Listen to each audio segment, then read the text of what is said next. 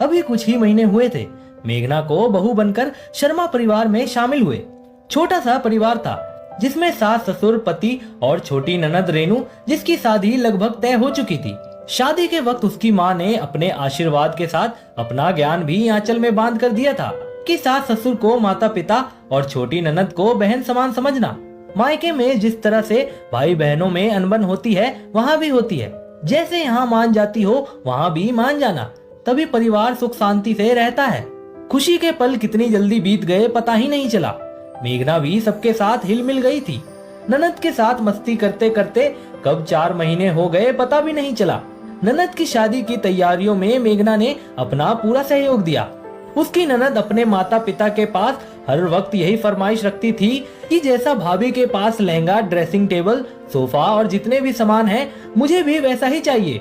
माँ तो माँ होती है, वो तो अपनी बेटी के लिए कुछ भी कर जाती है, बशर्ते बेटी सब पाकर खुश रहे।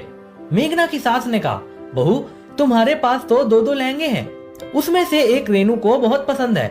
अब तुम लहंगा पहन के क्या करोगी, तो उसे दे दो। एक घड़ी को मेघना ने संकोच किया, क्योंकि अभी उसकी शादी को वक्त ही कितना हुआ था। परंतु परिवार के प्यार के आगे एक लहंगा क्या मायने रखता है, ये सोचकर मेघना ने अपने लहंगे को अपनी सास के हाथों में सौंप दिया।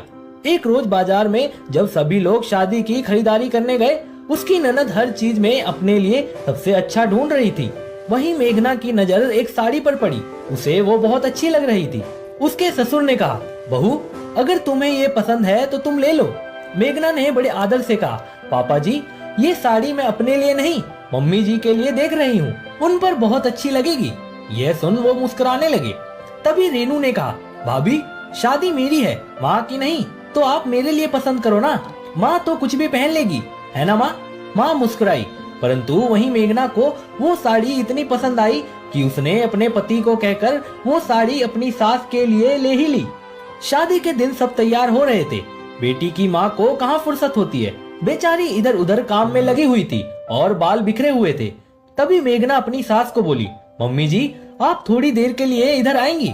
और वो उन्हें जबरदस्ती कमरे में ले गई और उन्हें वो साड़ी पहनाई, उनके बाल संवारे और बोली, अब ठीक है, अब आप जाइए और जो भी काम हो मुझे बताइए, मैं कर दूंगी।